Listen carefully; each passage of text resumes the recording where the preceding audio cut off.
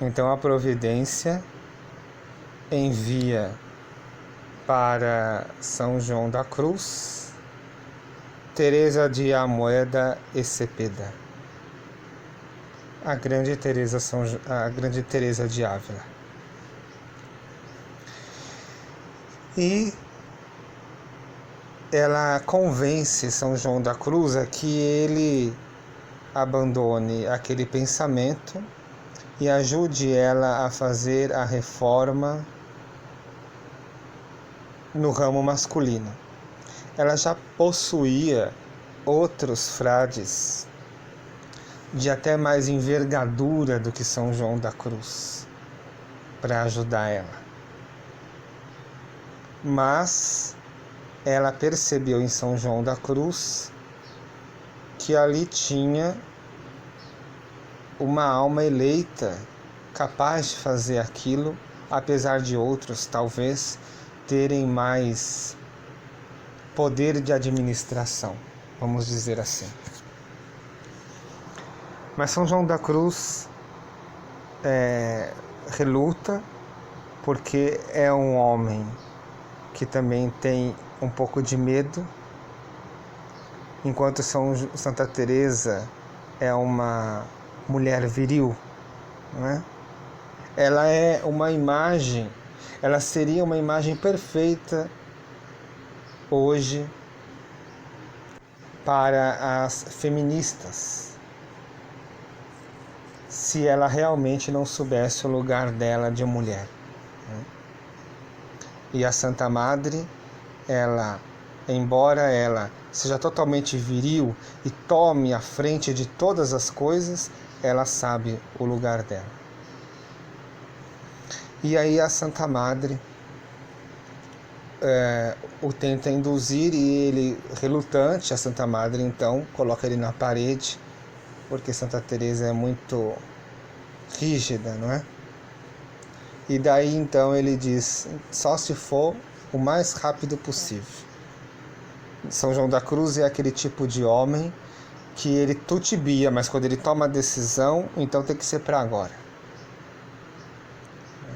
Então quando ele tomou a decisão, ele falou assim, então eu aceito, mas tem que ser agora, tem que ser já. Se este homem vigilante, que fazia ronda constante na sua alma, e agora iria ser o superior de um grupo reformado do Carmelo, o que ele não faria para que essa regra fosse observada em sua mais primitiva observância? Isso, talvez a própria Santa Madre pode nos ajudar a termos noção do que ele fez com aquele grupo de reformadores do ramo masculino do Carmelo.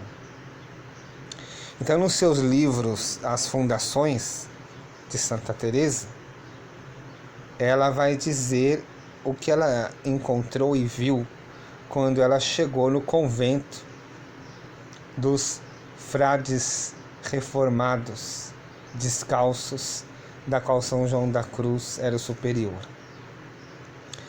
Ela disse, ao entrar na igreja, fiquei espantada ao ver o espírito que o Senhor ali pusera. E não só me espantei, mas também 2 mercadores amigos meus que me acompanhavam desde Medina. Eles não paravam de chorar. Havia tantas cruzes e tantas caveiras que era preciso que as pessoas se abaixassem muito para entrar na capela e ouvir a missa. Então, São João da Cruz, no claustro, o claustro é o espaço aberto que fica entre os prédios da clausura, né?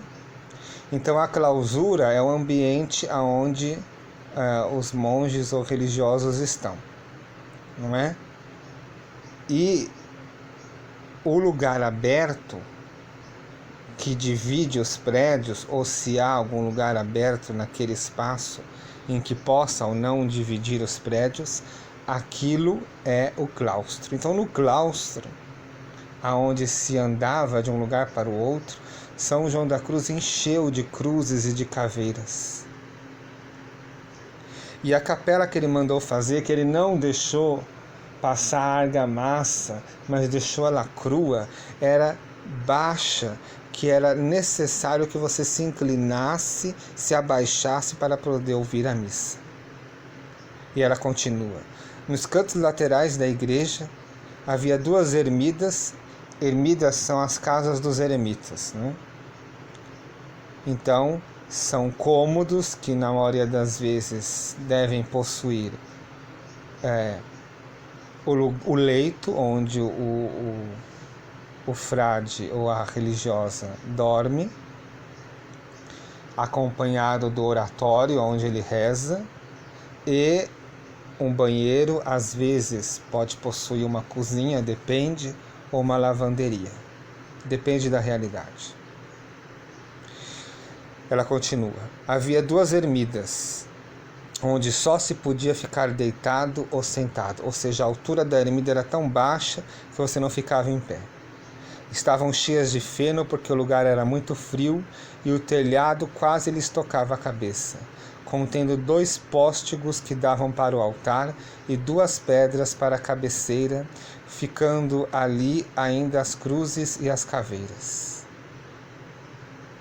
Então, até dentro da igreja, da capela, onde ele celebrava a missa, existiam cruzes e caveiras. Se nós pudéssemos pintar o que a Santa Madre viu e o que aqueles homens, aqueles frades, viveram com o seu novo superior, talvez a pintura nos traria escândalo.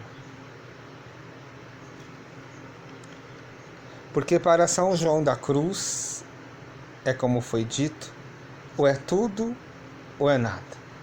E se é para viver, então nós vamos ter que viver.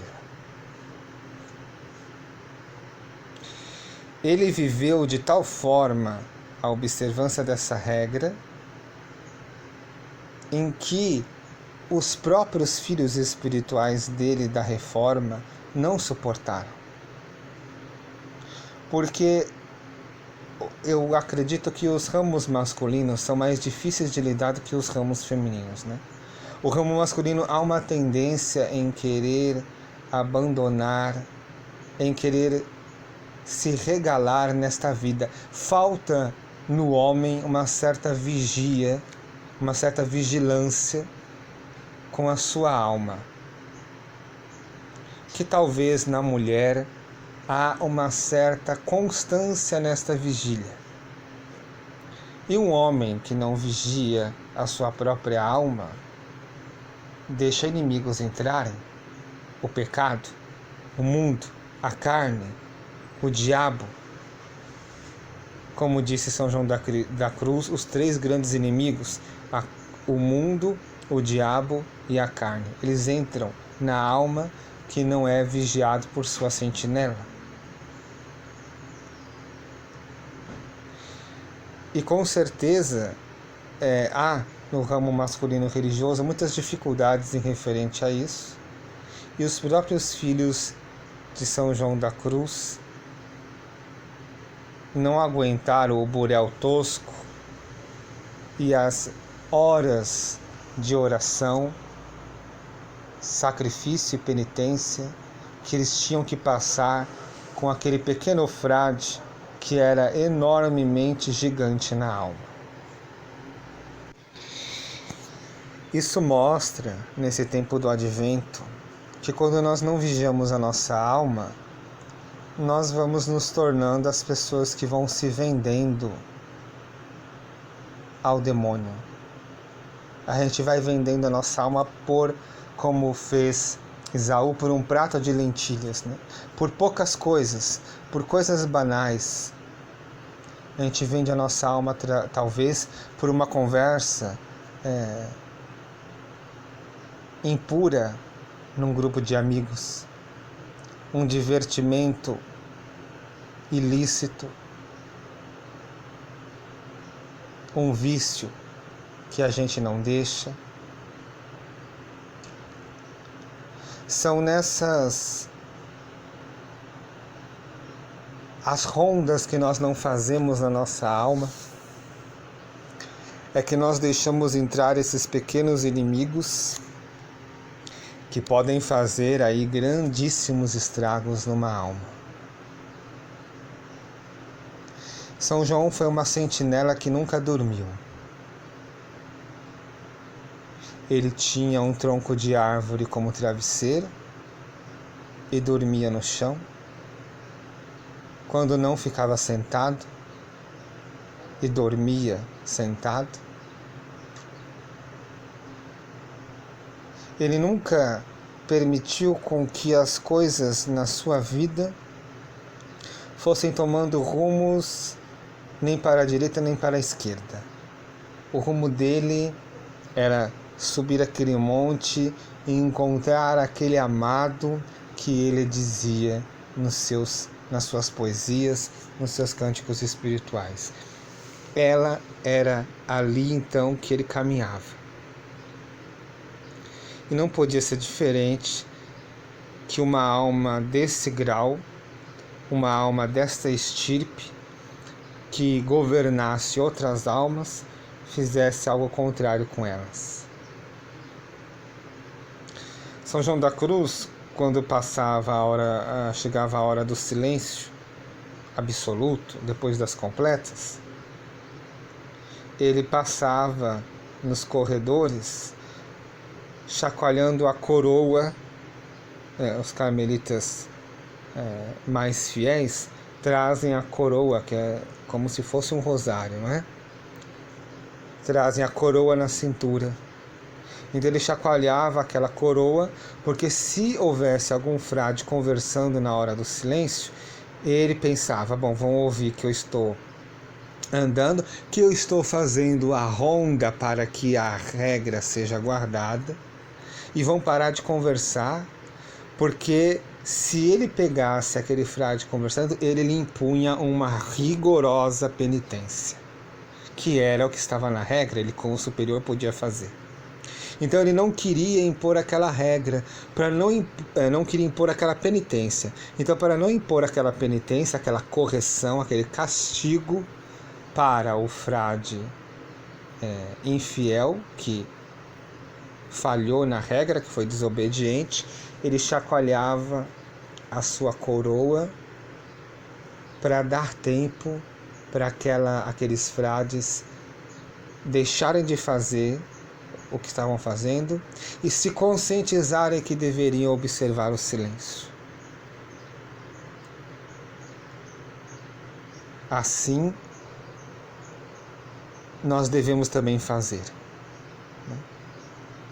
Nós devemos fazer de tudo para que a nossa alma, rondada pela sentinela de nós mesmos, se encontre em fidelidade com a vontade de Deus. São João da Cruz, quando ele disse, hoje eu vou cantar matinas no céu, ele fez 3 pedidos a Deus Nosso Senhor. Fazia 3 pedidos constantes a Deus Nosso Senhor. Um, que ele morresse sem ser superior de nenhuma das casas da qual ele era pai e fundador.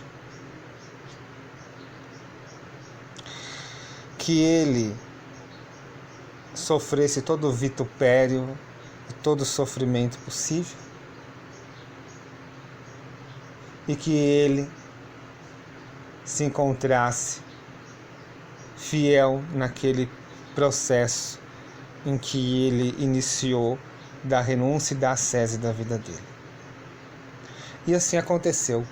Os frades descalços não suportaram a rigorosidade, o rigor da qual São João da Cruz impunha para eles a observância da regra. E o destronaram do seu cargo de prior. São João da Cruz virou um res frade, um simples irmão, e foi morar na casa de um dos superiores que mais maltratavam ele, que não gostavam dele porque achavam que ele era rigoroso demais, rígido demais, e ali ele foi humilhado e maltratado por esse superior, e ali ele morreu naquele sofrimento e naquela humilhação. Ele quis, um dos seus pedidos era a configuração com Jesus crucificado. Ele tinha o onomástico de João de São Matias, na antiga observância, e quando ele fundou a Reforma, ele colocou João da Cruz.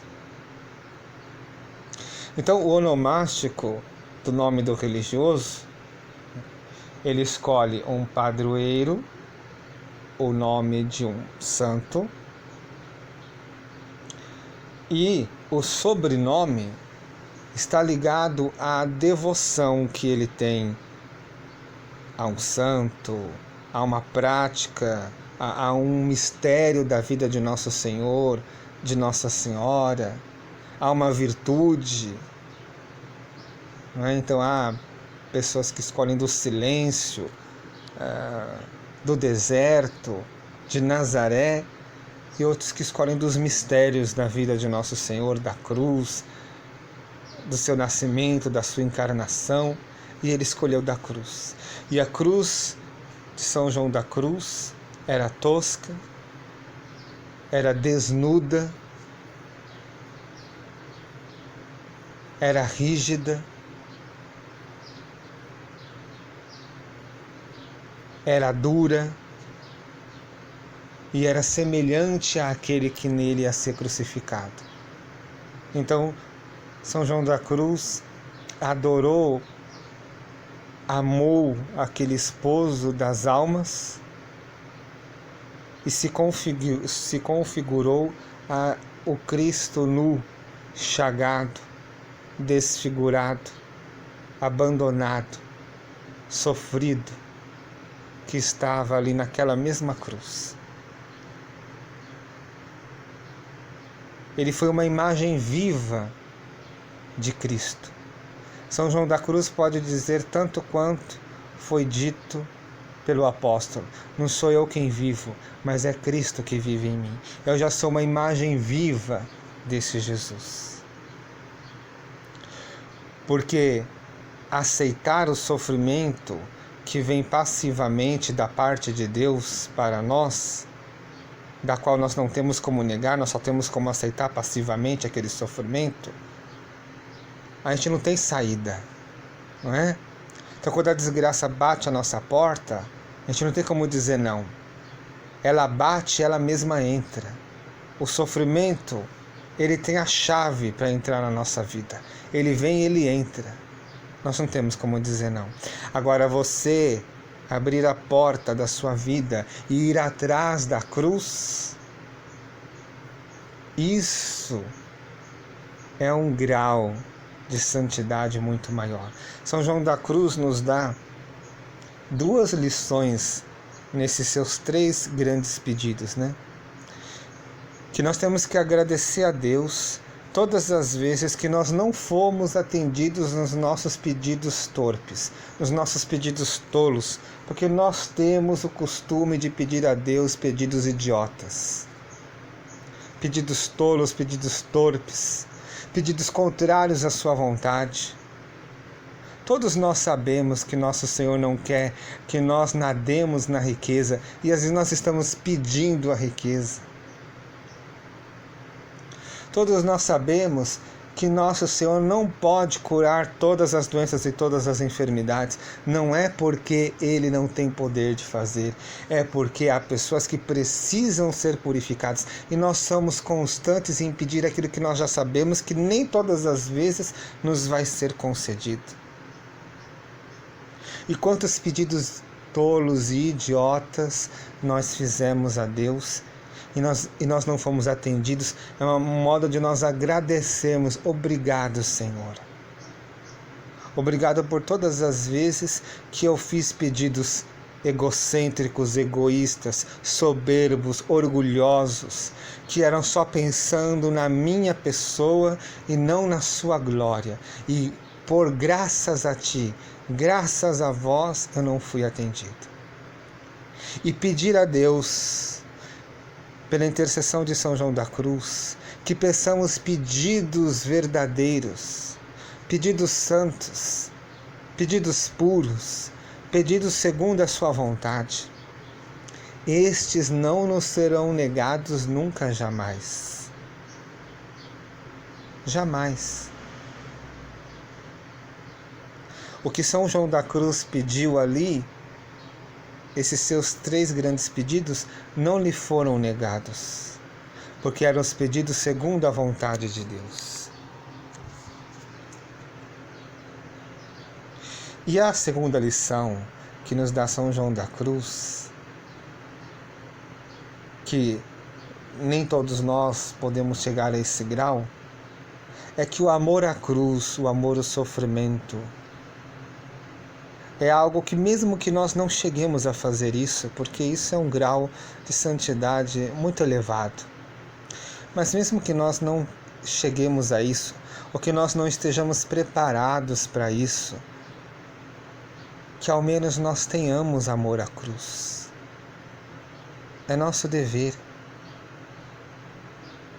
Que quando vier esse sofrimento que nós falamos, que o sofrimento tem a chave da porta da nossa vida, quando ele vier, que nós possamos nos resignar e tentar ali na nossa fraqueza oferecer o quanto ali nós podemos, na nossa limitação, aquele sofrimento a Deus nosso Senhor, que por amor de nós sofreu algo semelhante para nos salvar. Só que como Ele Deus, Ele tinha o poder de nos salvar. E nós, como seres humanos, não temos poder para nada. Para nada.